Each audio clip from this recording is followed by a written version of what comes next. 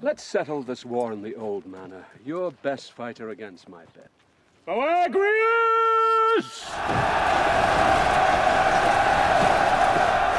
This is my man. Achilles! Boagrius has this effect on many heroes.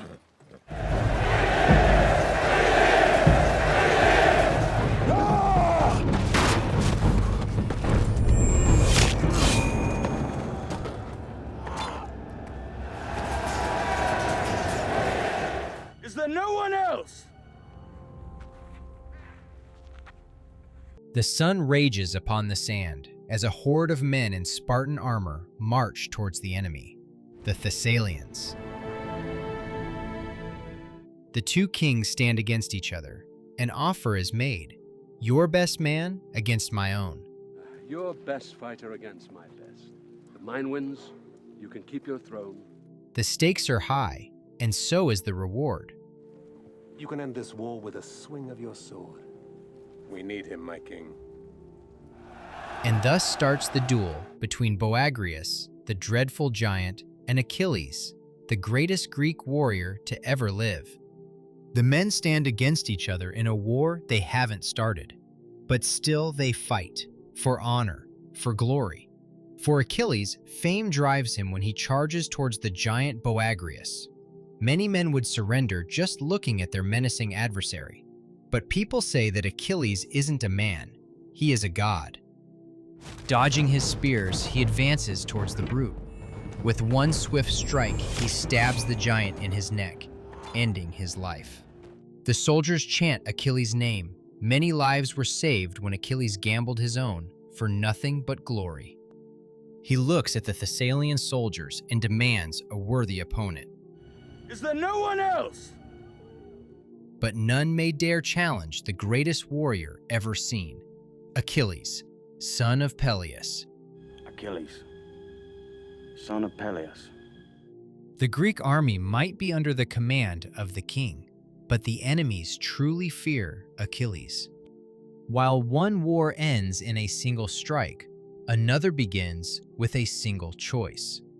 Far from the battlefield, Trojan princes and the Spartan king Menelaus share a toast. To peace between Troy and Sparta. King Priam's long struggle has come to fruition. Finally, the long war between Sparta and Troy has come to an end.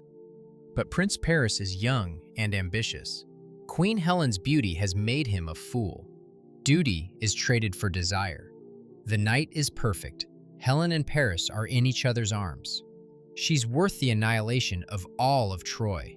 I'm afraid of watching you sail away and knowing you'll never come back. The wrath of the whole of Sparta seems like a good trade for the beautiful Queen Helen. The advice of his brother is filled with wisdom and love. You're my brother and I love you. But attraction for Helen has clouded Paris's judgment. In the darkness of the night, the queen runs off with young Prince Paris. Come with me. The secret of the stolen queen comes to light only when they've come close to Trojan shore. But nothing can be done now. She left with the Trojans. Would you protect me against any enemy? What have you done now? Wisdom begs to send the queen back to Sparta, but pride won't have it. Do you know how many years our father worked for peace? You'd let Troy burn for this woman? Then I'll die fighting. The king welcomes the young prince and his prize. He knows this means destruction, but he won't back down. Giving back the girl would show weakness. The walls of Troy have kept the attackers at bay for decades. This time won't be any different. A Trojan prince pleads with his brother for protection. Even the Spartan king turns to his brother for revenge. Both brothers answer the call, one for love, the other by his hunger for power. For decades, King Agamemnon, the king of Greece, has wanted to conquer Troy. This war is his chance. The Trojans have never been conquered. The Trojan walls have been designed to withstand 10 years of siege. But the king has 1,000 ships and a mountain of pride. The advice of the royal advisor falls on deaf ears. I'll attack them with the greatest force the world has ever seen. The battle of the century is about to take place. I want all the kings of Greece and their armies. A master teaches his pupil the art of swordplay. Achilles and Patroclus train in the heat of the sparkling sun. Yes. You know how to... Never hesitate. Their sparring is interrupted by someone. King Odysseus has come to ask Achilles' support in the war against Troy. I'm asking you to fight for Greece. The warrior refuses to participate at first.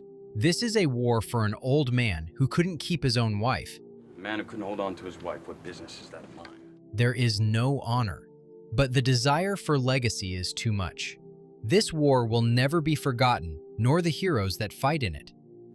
This war will never be forgotten. The world will remember your name.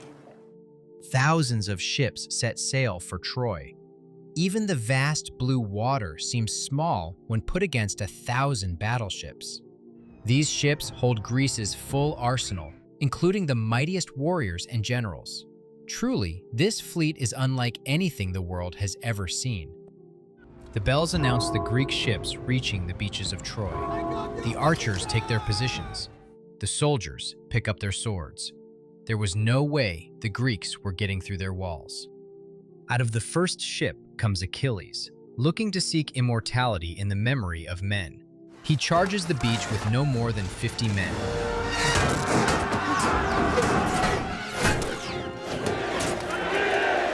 The Trojans fall like flies. The battle is brutal. The Trojan forces are forced to retreat. Achilles' men aim to take Apollo's temple. The men slice the throats of Apollo's priests and paint the walls red. From the burning temple, Hector's cousin and priestess of Apollo, Briseis, is taken captive. Such disrespect comes at a cost. A battalion of Trojans led by Prince Hector comes to take Achilles' head. One fights for family and duty, and the other is moved by glory. Achilles' respect for Hector's devotion allows the prince to see another day. It's too early in the day for killing princes. Back at the beach, jealousy stirs in the heart of King Agamemnon for Achilles. He's gained popularity, even more than the king. Honor clashes with authority. A great victory was won today. Your name is written in sand. The war against Troy becomes secondary to the personal rivalry. We'll look down on your corpse and smile. The demands of King Agamemnon are insulting. Give Helen back to Menelaus and submit Troy under King Agamemnon's control. No son of Troy will accept a foreign ruler, even if threatened by complete annihilation. They want a war. We will give them a war. The noble prince Hector stands his ground against the pitiful King Agamemnon. To prevent any further losses, the young Prince Paris proposes a solution. He will fight against the Spartan king Menelaus. Tomorrow morning, I will challenge Menelaus for the right to Helen. I suppose fighting for love makes more sense. Are you sure you want to do this? The elder brother asks Paris one more time. You sure you want to do this? The full Trojan army stands at the gates of Troy to witness the great battle. Both warriors are matched in armor and weapons, but there is a great imbalance in skill. And I tell you now, no son of Troy will ever submit to a foreign ruler. So let us fight our own battle. The winner takes Helen home. I accept your challenge. Even though Paris is young, he faces the battle-hardened general. Love drives his feet as he moves to his demise.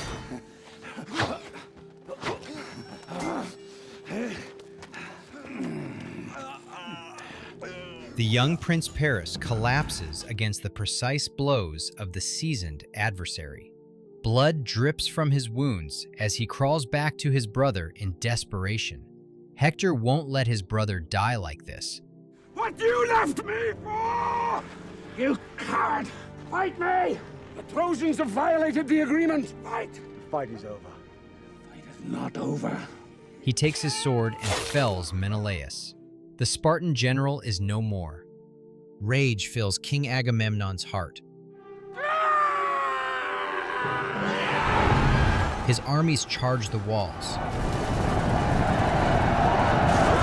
but soon realize that the Trojan walls are no joke. Arrows riddle the air above, and the Greek army starts to falter. Without their leader, they have no direction. Hector commands his army with complete control, and the Greek advance is forced to retreat to the safety of the beach. At night, the Trojan forces hit the invaders at their weakest. With Achilles refusing to fight, the Greek army begins to lose hope. Patroclus enters the battlefield wearing Achilles' armor. He hopes to inspire the retreating soldiers. But courage turns into a fatal disguise.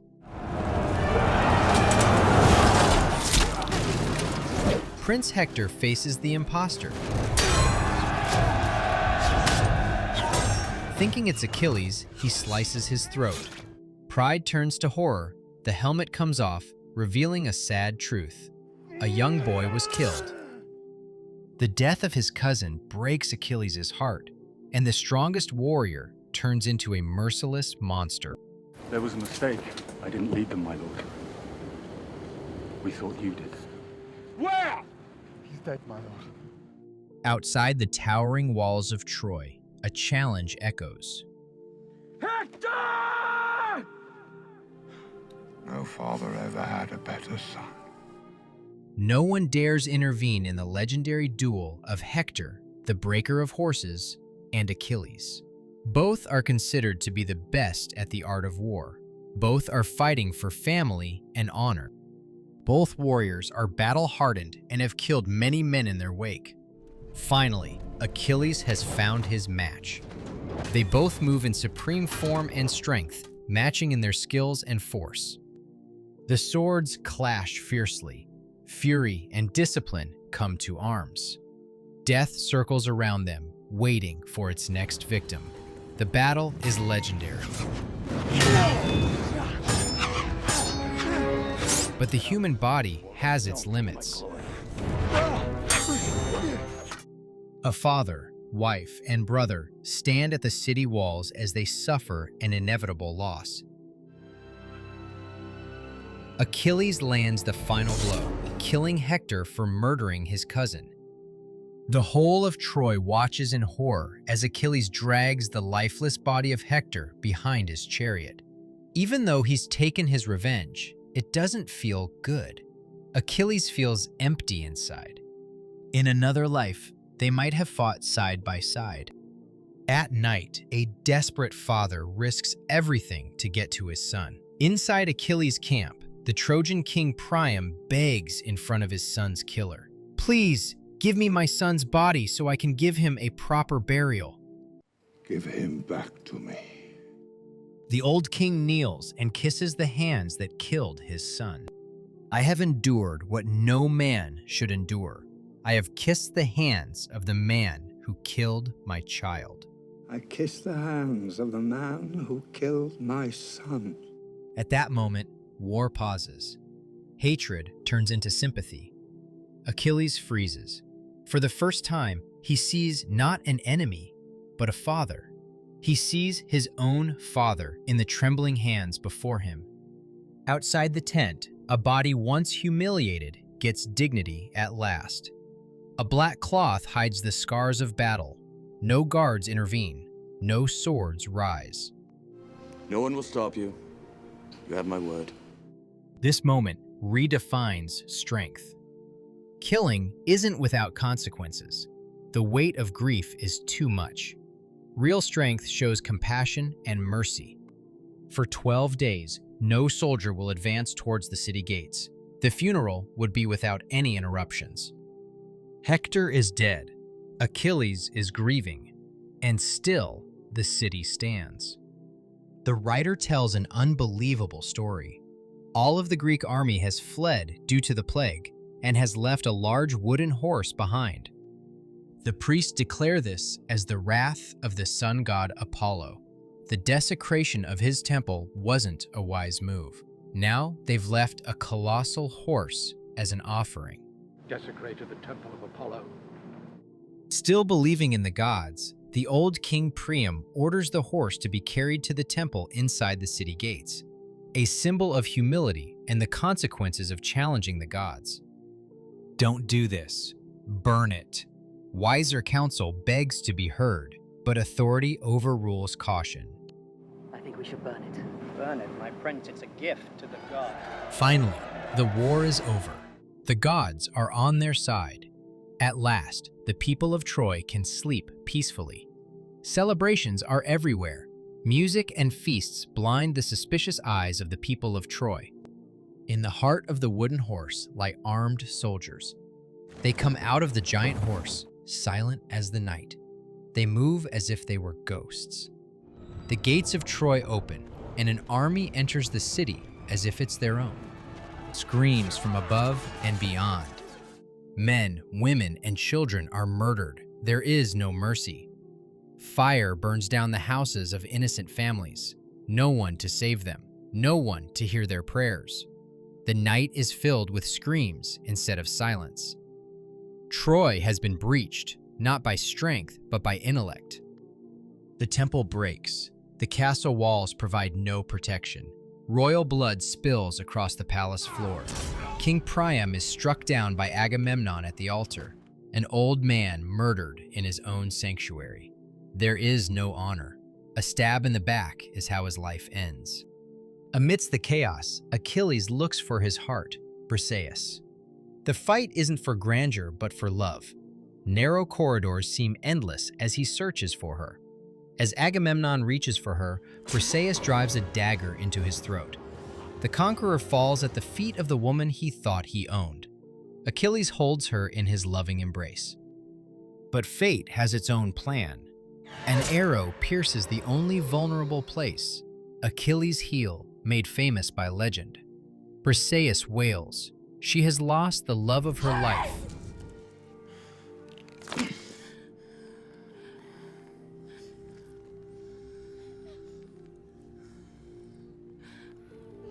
Must. But she can't stay. She will live to tell the tale of the greatest warrior mankind has ever seen. The world knows Achilles as a killer, but she's the only one who knows his truth. A handful of survivors escape to the mountains as Troy burns behind them.